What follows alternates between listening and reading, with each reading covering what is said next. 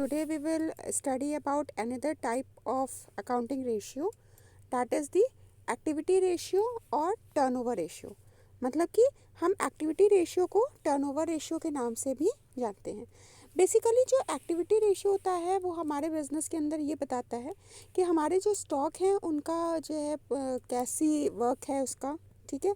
जो हमारे trade receivables हैं वो कैसे वर्क कर रहे हैं, जो ट्रेड पेबल्स हैं वो कैसे वर्क कर रहे हैं, और जो हमारी वर्किंग कैपिटल है वो कैसे काम कर रही है। तो बेसिकली हम अपने एक्टिविटी रेशियो और टर्नओवर रेशियो को क्लासिफाई करते हैं under inventory turnover ratio, trade receivable turnover ratio, trade payables turnover ratio and working capital turnover ratio. So children, today we will study about one by one about these ratios. सबसे पहले हम बात करेंगे inventory turnover ratio की। Inventory turnover ratio का मतलब पहली बात तो यहाँ पर ये होता है कि जो स्टॉक की मैन्युफैक्चरिंग हुई है, ठीक है, जो स्टॉक हमने प्रोड्यूस किया है, जो स्टॉक हमने बनाया है, वो स्टॉक हमारा किस अकॉर्डिंग सेल हो रहा है, सेल हो रहा है या नहीं हो रहा है, या फिर वो स्टॉक कितना ज़्यादा ख़राब हो रहा है, ये सारा कुछ चेक करने के लिए हम इन्वेंट्री टर्नओवर रेशियो कैलकुलेट करते हैं। इस रेशियो को कैलकुलेट करने के लिए आपको क्या चीज़ें चाहिएंगी? इसको कैलकुलेट करने के लिए सबसे पहले आपको कैलकुलेट करना होगा अपना cost of revenue from operation. मतलब आपको जो रेवेन्यू उस स्टॉक को सेल करके जनरेट होना है, उस रेवेन्यू को जनरेट होने में कितनी कॉस्ट लगी है, ठीक है, कितनी कॉस्ट हमारी उस रेवेन्यू को, उस स्टॉक को जनरेट करने के लिए हमारी लगी है। तो आपको सबसे पहले कैलकुलेट करने की ज़रूरत पड़ेगी cost of revenue from operation. Next आप कैलकुलेट करेंगे एवरेज इन्वेंट्री। एवरेज इन्वेंट्री, जहाँ कहीं भी एवरेज वर्ड आता है तो आपको क्या करना होगा, opening inventory plus closing inventory divided by 2। मतलब आपके पास में ओपनिंग इन्वेंट्री होगी जो आपके starting of the financial year में होती है, लास्ट में कुछ इन्वेंट्री बच जाती है, वो क्लोजिंग इन्वेंट्री है, और उसको आप डिवाइड करेंगे 2 से। जो भी आंसर लास्ट में आपका निकल करके आएगा वो आपका टाइम्स में आएगा, ठीक है। आपका जो आंसर निकलेगा, जैसे अभी तक हम लिक्विडिटी रेशियो कर रहे थे तो लिक्विडिटी रेशियो में आपका जो आंसर आता था वो इस 2 में आता था, बट अब जो आप एक्टिविटी रेशियो सॉल्व करेंगे उसमें आपका जो भी आंसर आएगा that answer will be in times, ठीक है। तो इन्वेंट्री टर्नओवर रेशियो में आपको क्या बताया गया है कि this ratio indicates the relationship between the cost of revenue from operations during the year and average inventory kept during the year, ठीक है। अब आपको बहुत सारे मैंने मेथड्स दिए हुए हैं जो आपको हेल्प करेंगे cost of revenue from operation को कैलकुलेट करने में। सबसे पहली बात तो cost of revenue from operation को हम एक और नाम से जानते हैं, कॉस्ट ऑफ गुड्स सोल्ड, ठीक है। कॉस्ट ऑफ गुड्स सोल्ड कहें या cost of revenue from operation कहें, बात एक ही है। इसको कैलकुलेट करने के 2 बेसिक मेथड्स होते हैं। सबसे पहला, cost of revenue from operation निकालने के लिए जो ओपनिंग इन्वेंट्री होगी आप उसको लिखेंगे, परचेजेस रखेंगे, उसमें कोई भी डायरेक्ट एक्सपेंसेस हैं, कैरेज और वेजेस दोनों आपका डायरेक्ट एक्सपेंस होता है, ठीक है।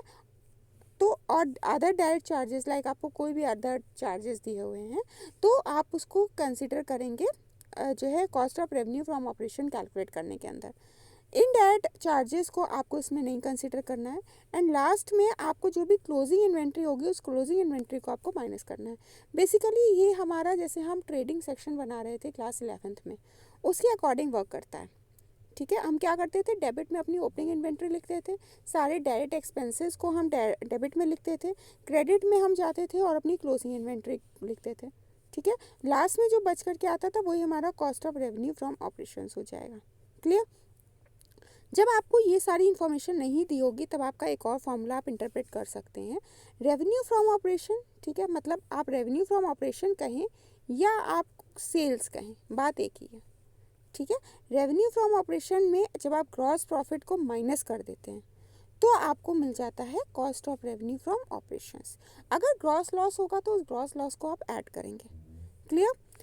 एवरेज इन्वेंट्री कैलकुलेट करने का मैंने आपको फॉर्मूला बताया है, कोई भी ओपनिंग इन्वेंट्री दी है, क्लोजिंग इन्वेंट्री दी है, दोनों को ऐड करेंगे एंड डिवाइड करेंगे 2 से। अब कभी कभी क्वेश्चन में आपसे कहता है कि आपको एवरेज एज ऑफ इन्वेंट्री भी निकालना है, तो एवरेज एज ऑफ इन्वेंट्री निकालने के लिए हम क्या करेंगे, उसके लिए एक फॉर्मूला होता है days in a year upon average turnover ratio. Days in a year, एक साल में कितने दिन होते हैं, 365, ओके। आप डिवाइड किससे करेंगे इसको, इन्वेंट्री टर्नओवर, जो भी आपका इन्वेंट्री टर्नओवर रेशियो कैलकुलेट हुआ होगा, जैसे जस्ट सपोज 3 आया है तो आप 3 से डिवाइड करेंगे। अगर आपका जो है 3.5 आया है तो आप 3.5 से डिवाइड करेंगे, आपका निकल जाएगा average age of inventory. Next ratio के बारे में हमें समझना है, trade receivable turnover ratio. Trade receivable turnover ratio ये बताता है कि हम अपने जो है क्रेडिट कस्टमर से कितना टाइम लगा रहे हैं पेमेंट रिसीव करने में। ठीक है, डेटर्स बेसिकली किस लिए होते हैं, जब हम सामान उधार पे किसी को बेचते हैं तो आपको अपने डेटर से पैसा लेना है, डेटर से पैसा आप कब तक रिकवर कर पा रहे हैं, that will be calculated under the trade receivable turnover ratio. This ratio indicates the relationship between credit revenue from operations and average trade receivable during the year. ठीक है, क्रेडिट रेवेन्यू फ्रॉम ऑपरेशन आपको इसलिए बोला गया क्योंकि आपने सामान जो बेचा होगा वो आपने उधार पे ही बेचा होगा। ठीक है, ट्रेड रिसीवेबल कभी भी आपका कैश बेसिस पे काम नहीं करता है, ये आप ऑलरेडी 11th में समझ चुके हैं। ठीक है, इस वजह से यहाँ पर जो भी आप फॉर्मूला इंटरप्रेट करेंगे वो क्या होगा, credit revenue from operations. Clear, और एवरेज ट्रेड रिसीवेबल से आप डिवाइड करेंगे। एवरेज ट्रेड रिसीवेबल मतलब opening trade receivable plus closing trade receivable divided by 2, जैसे हमने एवरेज इन्वेंट्री कैलकुलेट करी थी। इसका भी जो आंसर आएगा वो आपका टाइम्स में आएगा। थर्ड हम बात कर रहे हैं ट्रेड पेबल्स टर्नओवर रेशियो के बारे में। ट्रेड पेबल्स टर्नओवर रेशियो कैसे कैलकुलेट होता है? पहली बात तो ट्रेड पेबल्स का क्या मतलब होता है। ट्रेड पेबल्स का मतलब होता है कि आप अपने क्रेडिट सप्लायर्स को कितना टाइम लगा रहे हैं पेमेंट करने में। ठीक है, तो यहाँ पर आपको trade payables turnover ratio calculate करने के लिए, trade payable turnover ratio calculate करने के लिए आपको यहाँ पर चाहिएगा नेट क्रेडिट परचेजेस। ठीक है, नेट क्रेडिट परचेजेस मतलब जितनी परचेज एक बिजनेसमैन ने करी है फ्रॉम द क्रेडिट सप्लायर्स, तो उसने क्रेडिट पे ही परचेज करा होगा तभी वहाँ पर क्रेडिटर्स को हमको पेमेंट करना है। ठीक है, सिमिलरली जैसे हमने करा था ट्रेड रिसीवेबल में, वहाँ पर क्रेडिट रेवेन्यू फ्रॉम ऑपरेशंस थे, यहाँ नेट क्रेडिट परचेजेस है, बस इतना माइनर सा डिफरेंस है। ठीक है, वहाँ पर आपको सेल्स का पैसा मिलना था, यहाँ आपने जो परचेजेस करी है उस पर आप पैसे देंगे। अच्छा, इसके बाद में आप क्या करेंगे, जैसे आपने ट्रेड रिसीवेबल्स कैलकुलेट किए थे सेम वे में आप एवरेज ट्रेड पेबल्स को कैलकुलेट करेंगे। फॉर्मूला क्या लग जाएगा इसका, opening trade payables plus closing trade payables upon 2। लेकिन एक बात का बहुत अच्छे से ध्यान रखना है बच्चों, यहाँ पर आपके जो ट्रेड पेबल्स आते हैं इसमें 2 चीज़ें कंसिडर होती हैं। एक तो आपके क्रेडिटर्स इसमें आते हैं, ठीक है, और एक आपको बिल्स पेबल भी दिया होता है। ट्रेड रिसीवेबल्स में भी सेम तरीके से होता है, यहाँ पर आपके डेटर्स होते हैं और बिल्स रिसीवेबल होता है। तो इस बात का बहुत ध्यान रखें जब भी आप क्वेश्चन कर रहे हो। ठीक है, दोनों चीज़ों को आपको ऐड करना है और फाइनली आप उसको डिवाइड करेंगे 2 से। इसमें भी जो आपको आंसर मिलेगा वो भी आपको मिलेगा टाइम्स में। लास्ट है हमारा working capital turnover ratio. Working capital हम ऑलरेडी बात कर चुके हैं। वर्किंग कैपिटल का मतलब होता है जो अमाउंट हमें डेली के लिए चाहिए होता है अपने बिजनेस ऑपरेशंस को रन करने के लिए, वो वर्किंग कैपिटल है। वर्किंग कैपिटल कैलकुलेट कैसे होता है इसके बारे में भी हम बात कर चुके हैं। वर्किंग कैपिटल कैलकुलेट करने का फॉर्मूला होता है current assets minus current liabilities. ठीक है, तो ये बहुत इजी है, ये जो आपका रेशियो आता है ये बहुत इजी रेशियो है। यहाँ देखिए मैंने लिख कर भी आपको दिया है वर्किंग कैपिटल का, करंट एसेट्स में से करंट लायबिलिटी जब आप डिडक्ट करते हैं तो आपको वर्किंग कैपिटल मिलता है, और यही आपको रेशियो बताता है कि आपको एक अमाउंट कितना चाहिए है।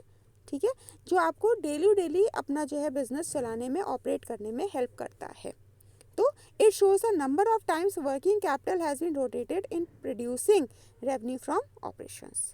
इसका फॉर्मूला होता है revenue from operations upon working capital. तो रेवेन्यू फ्रॉम ऑपरेशंस तो आपको कैलकुलेट करना के लिए आप फॉर्मूले मिल चुके हैं, वर्किंग कैपिटल कैलकुलेट करने का फॉर्मूला आप ऑलरेडी जानते हैं। ठीक है, so children please all devise all these फॉर्मूले। ठीक है, just go through the theory either from your book or from the notes that are provided to you. Okay, and thereafter from tomorrow onwards we are going to solve the numerical questions related to the activity ratio or the turnover ratio. Thank you, have a nice day.